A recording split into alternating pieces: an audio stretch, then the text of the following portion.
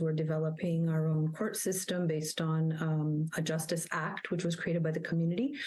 And one of the gaps that we identified in our system, even the one that we have currently, is the lack of services for victims of crime. Members of the Mohawk community of Kahnawake, west of Montreal, who are victims of crime, can now access a crime service through the Kahnawake justice system. Called We Are Listening, the service addresses gaps encountered by the Indigenous community in Quebec's Centre d'aide aux victimes d'actes criminels by providing culturally appropriate care.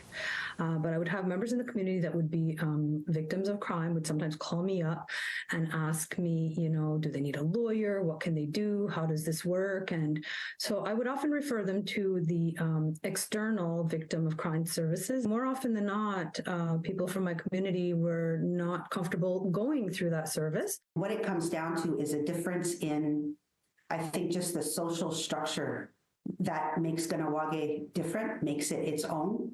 There's an element where we understand each other. We understand how the community is set up. We understand what we've been through as a collective. We understand our history. Being a victim of crime can already be embarrassing and shameful. So now for people in Kahnawake, we're adding kind of layers of trauma, the effects of multi and intergenerational trauma, and a bunch of just societal effects that are the results of all that. If every Indigenous community could actually have that service available to their community members, I think it's something important that they should start looking at. Advocates say having a safe-spaced event has left victims of crime in Kahnawake with a sense of relief. Rewarding in itself is that people are happy to have somebody from town, which is me right now, that they are able to divulge their situation to, kind of like in a non-judgmental format where people need to vent. They want to just let it out.